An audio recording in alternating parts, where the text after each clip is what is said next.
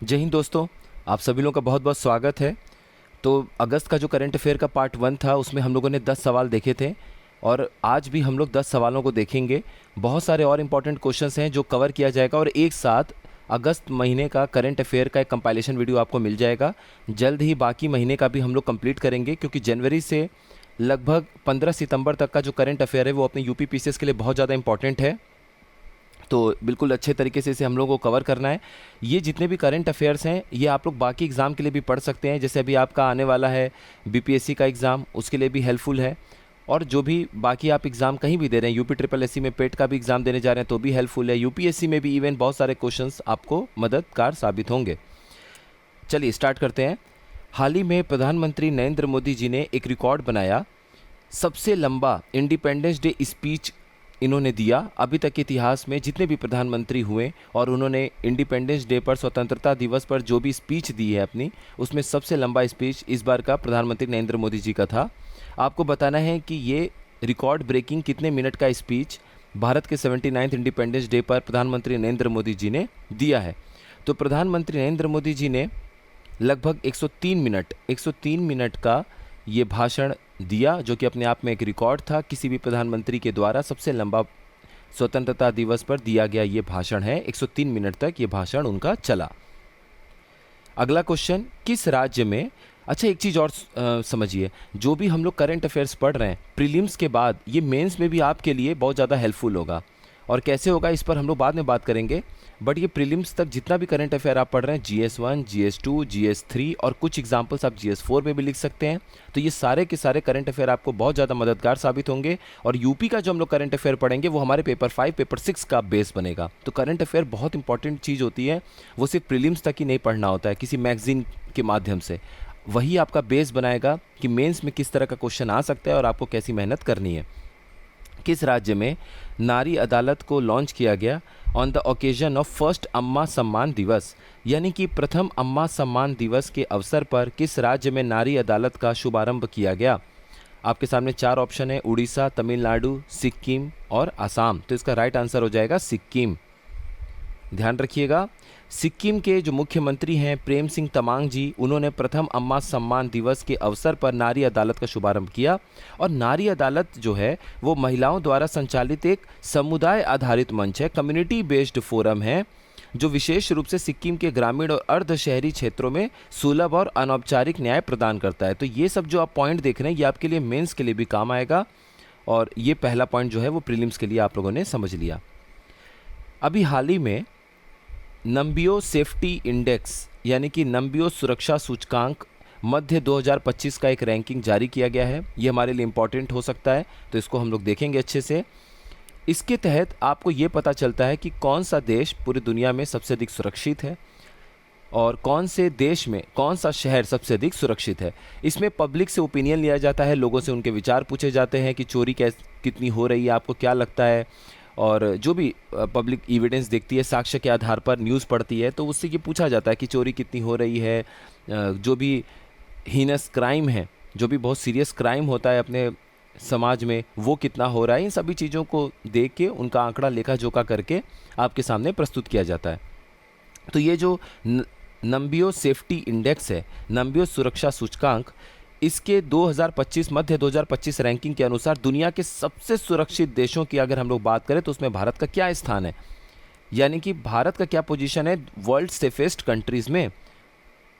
तो भारत का जो इसमें स्थान है वो बहुत अच्छा नहीं है, 67 है, 67वां रैंक है भारत का, ये बात ध्यान रखिएगा। और भारत का जो इंडेक्स स्कोर है वो 55.8 है। अभी इस इंडेक्स पे 2 क्वेश्चन और हैं ताकि आपको अच्छे से याद हो जाए। नंबियो सेफ्टी इंडेक्स 2025 मिड रैंकिंग के हिसाब से भारत के अंदर कौन सा ऐसा शहर है जो कि सबसे सुरक्षित माना गया है? तो इंडिया के अंदर सबसे सेफेस्ट यानी सेफेस्ट सिटी या सबसे सुरक्षित शहर जिसे माना गया है वो है बेंगलुरु। ये फर्स्ट नंबर पे इसे सबसे सुरक्षित शहर माना गया है। सेकंड नंबर पे वडोदरा है। ये जो जिस ये क्रोनोलॉजी में आपके सामने लिखा हुआ है उसी क्रोनोलॉजी में ये रैंक है भारत के अंदर इन शहरों का। तो सबसे सुरक्षित शहर कौन सा? बेंगलुरु। दूसरा सबसे सुरक्षित शहर कौन सा? वडोदरा। तीसरा सबसे सुरक्षित शहर कौन सा? अहमदाबाद। चौथा सूरत और 5वां जयपुर। तो ये 5 अपने भारत के सबसे सुरक्षित शहरों की श्रेणी में ये 5 शहर आते हैं। और एक और बात, बेंगलुरु भारत में तो पहले नंबर पर है सबसे सुरक्षित शहर में, और पूरे दुनिया में कितने नंबर पर है? 49वें स्थान पर है, जिसका सेफ्टी इंडेक्स स्कोर जो है, सुरक्षा सूचकांक स्कोर, वो 74.2 है। और तीसरा इसी इंडेक्स पर एक सवाल है कि इस इंडेक्स के हिसाब से दुनिया का सबसे सुरक्षित शहर कौन सा है? तो उसमें अबू धाबी है, यूएई की राजधानी अबू धाबी। हाल ही में पूर्व मुख्य न्यायाधीश एक हैं अपने भारत के, former chief justice of India. तो कौन से ऐसे former chief justice of India हैं जिन्होंने एक बुक लिखी है, वाई द कॉन्स्टिट्यूशन मैटर्स, यानी संविधान क्यों मायने रखता है? भारत के किस पूर्व मुख्य न्यायाधीश द्वारा ये लिखी गई पुस्तक है? तो ये पुस्तक लिखा है, आप इनको देख भी सकते हैं, ये हैं जस्टिस डी वाई चंद्रचूड़ जी, और ये बुक पे इनका फ़ोटो भी है। वाई द कॉन्स्टिट्यूशन मैटर्स, इन्होंने ये बुक लिखी है।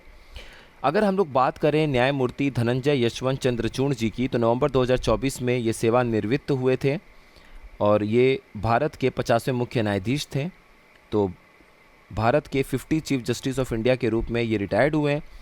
51वें कौन से मुख्य न्यायाधीश थे? वो थे संजय खन्ना। और प्रेजेंट में जो 52nd चीफ जस्टिस हैं, यानी कि 52वें मुख्य न्यायाधीश हैं, वो हैं भूषण रामकृष्ण गवई जी, यानी कि BR गवई जी। तो 50वें कौन थे, 51वें कौन थे और 52वें कौन हैं, ये आपको पता होना चाहिए। हर साल कौन से डेट को हम लोग वर्ल्ड बायोफ्यूल्स डे 2025 सेलिब्रेट करते हैं? यानी हर साल विश्व जैव ईंधन दिवस 2025 किस तारीख को मनाया जाता है? तो ये मनाया जाता है 10 अगस्त को। और यहाँ से जो डायग्राम है ये भी आप लोग देख सकते हैं। World biofuel day is celebrated every year on 10 अगस्त।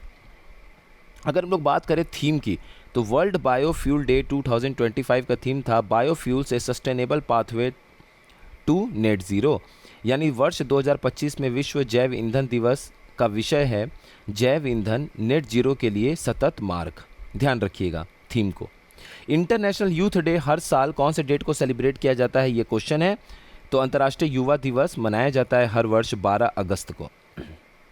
और इस बार का थीम की हम लोग बात करें तो थीम है local youth action for SDG and beyond, यानी SDG सस्टेनेबल डेवलपमेंट गोल और उससे आगे के लिए स्थानीय युवा कार्य। कौन से शहर में अभी हाल ही में इंडिया का पहला animal stem cell bio bank inaugurate हुआ है at the National Institute of Animal Biotechnology, यानी भारत के पहले पशु स्टेम सेल बायो बैंक का उद्घाटन किस शहर में राष्ट्रीय पशु जैव प्रौद्योगिकी संस्थान में किया गया? तो अगर आपको इतना भी आइडिया होगा कि national Institute of Animal Biotechnology यानी कि राष्ट्रीय पशु जैव प्रौद्योगिकी संस्थान कहाँ पर है, तो ये हैदराबाद में है, तो आपका आंसर सही हो गया। अब देखिए, ये है तो फैक्ट इंपॉर्टेंट प्रीलिम्स के लिए भी, लेकिन यहाँ animal stem cell bio bank की बात हो रही है माफ़ करिएगा। तो जो GS3 में साइंस के अंदर एक टॉपिक है बायोटेक्नोलॉजी, आप यहाँ से मेंस के लिए टॉपिक को तैयार कर सकते हैं। तो ऐसे प्रीलिम्स और मेंस पे हम लोगों को काम करना है प्रीलिम्स के बाद। तो यही लिखा हुआ है कि भारत के हैदराबाद स्थित राष्ट्रीय पशु जैव प्रौद्योगिकी संस्थान यानी कि national Institute of Animal biotechnology में, जो कि हैदराबाद में स्थित है, एक अत्याधुनिक पशु स्टेम सेल बायो बैंक और पशु स्टेम सेल प्रयोगशाला वहाँ पर खोली गई है। और आखिरी सवाल है, कौन सी ऐसी स्टेट गवर्नमेंट है जिसने हाल ही में लॉन्च किया है न्यू एंट्री ड्रोन सिस्टम, जिसका नाम है बाज अख। बाज अख जो है, जिसे हम लोग कहते हैं हॉक्स आई, बाज की आँख, ताकि ये जो क्रॉस बॉर्डर स्मगलिंग है ड्रग्स का और हथियारों का पाकिस्तान साइड से, उसे हम लोग रोक सकें। तो किस राज्य सरकार ने हाल ही में पाकिस्तान से ड्रग्स और हथियारों की सीमा पार तस्करी से निपटने के लिए बाज अख नामक एक नई ड्रोन रोधी प्रणाली शुरू की है? तो ये शुरू किया है पंजाब गवर्नमेंट ने। अब है तो ये प्रीलिम्स के लिए फैक्ट इंपॉर्टेंट, लेकिन जब आप डिफेंस में एंटी ड्रोन का कुछ एग्जाम्पल मेंशन करना चाहते हैं, लिखना चाहते हैं, तो आप पंजाब गवर्नमेंट के इस इनिशिएटिव को लिख सकते हैं। प्रीलिम्स के फैक्ट्स पे जितनी ज़्यादा आपकी पकड़ होगी, मेंस के लिए आपको टॉपिक मिलेगा, मेंस के लिए आपको एग्जाम्पल मिलेगा और उतना अच्छा आंसर आप लोग लिख सकते हैं। तो इस तरीके से आप सोचिए कि करंट अफेयर सिर्फ कुछ मैगजीन से पढ़ के 15 दिन पहले पढ़ के काम नहीं बनेगा। अगर PCS जैसा एग्ज़ाम है, मेंस भी लिखना है, तो अभी से करंट अफेयर्स एक बेस बनाएगा मेंस के लिए, और तब आप वहाँ से प्री से मेंस की तरफ एक अच्छी मेहनत कर पाएंगे। बाकी स्टैटिक पोर्शन जो आप लोग पढ़ रहे हैं, हिस्ट्री, पॉलिटी, ज्योग्राफी, वो तो इंपॉर्टेंट है ही, क्योंकि वहाँ से तो मेंस का क्वेश्चन आएगा, तो आप लोग बड़े आराम से कर सकते हैं। तो ये हुआ अपना आज का ये 10 क्वेश्चन कंप्लीट हो गया है। जल्दी आप लोगों के लिए और अगस्त का करंट अफेयर के क्वेश्चंस आप लोगों को मिलेंगे और फिर एक महीने के लास्ट में एक कंपाइल वीडियो मिल जाएगा अगस्त का, जितने इंपॉर्टेंट क्वेश्चंस बन सकते हैं। लगभग 40 से 50 क्वेश्चन तक इंपॉर्टेंट क्वेश्चंस देने की पूरी कोशिश होगी आप लोगों के लिए। 20 सवाल हम लोगों ने अभी तक देख लिया है, अगले 10-12 दिन जो है उनके भी करंट अफेयर्स आएंगे ही आएंगे, और पिछले 20 दिन में और जो इंपॉर्टेंट करंट अफेयर छूटे हुए हैं वो भी कवर होंगे। तो आराम से 50 के आसपास भी 40-50 इंपॉर्टेंट क्वेश्चंस आप अगर देख लेते हैं एक महीने का, तो अंदाज़ा लगा लीजिए कि लगभग 8.5 से 9 महीने के आसपास का करंट अफेयर आपको पढ़ना है। 8.5 महीने का मतलब हो गया कि अगर आप 30 से 40 अच्छे क्वेश्चंस देखते हैं तो आपके पास कम से कम 350 के आसपास क्वेश्चंस होंगे। तो 350 से 400 करंट के अफेयर्स के क्वेश्चंस हम लोगों को देखने हैं, जिसमें से बहुत ज़्यादा चांस हो कि हमें एग्ज़ाम में क्वेश्चन मिले। फिर मिलते हैं नेक्स्ट इन्फॉर्मेटिव वीडियो में। आप सभी लोगों का बहुत बहुत धन्यवाद।